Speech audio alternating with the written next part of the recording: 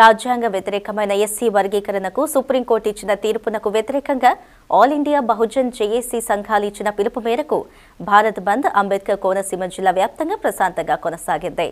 జిల్లా ప్రధాన కేంద్రమైన అమలాపురంలో ఆర్టీసీ బస్సులు బయటకు రాకుండా అడ్డుకున్నారు.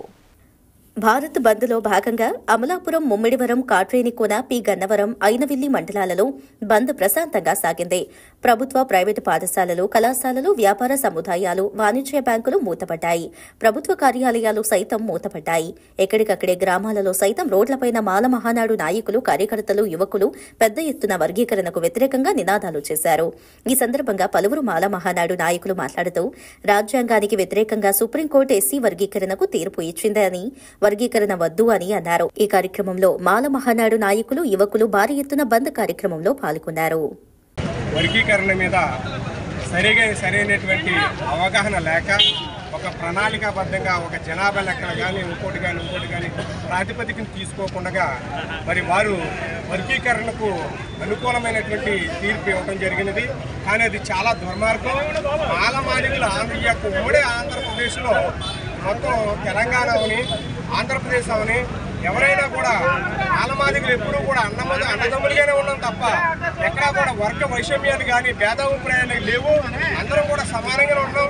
మాకు బాబాసాహెబ్ అంబేద్కర్ గారు ఒక రాజ్యాంగం అనేది రాశారైనా ఆ రాజ్యాంగం చాలా ఈ భారతదేశానికే దిక్సూచిగా ఉన్నది. అలాంటిది వెనకాల వర్గాలకి ఆయన చేసినటువంటి రాజ్యాంగం ప్రకారంగానే ఈ యొక్క సామాజిక వర్గాలకి రిజర్వేషన్ అనేది జరుగుతుంది. దానిని వక్రీకరించి ఇప్పుడున్నటువంటి పాలకులు ఎవరైతే ఉన్నారో మరి పాలకులు మోదీ గారు అవనండి, ఈ యొక్క మహాకూటమి అవనండి, మరి వారు చాలా దుర్మార్గమైనటువంటి చర్యకు పాల్పడి సుప్రీంకోర్టు వారు జడ్జీలని మేనేజ్ చేసి మరి వేళ జడ్జిమెంట్ చెప్పించడం జరిగింది. న్యాయాధిపతికి న్యాయానికి ఎంతో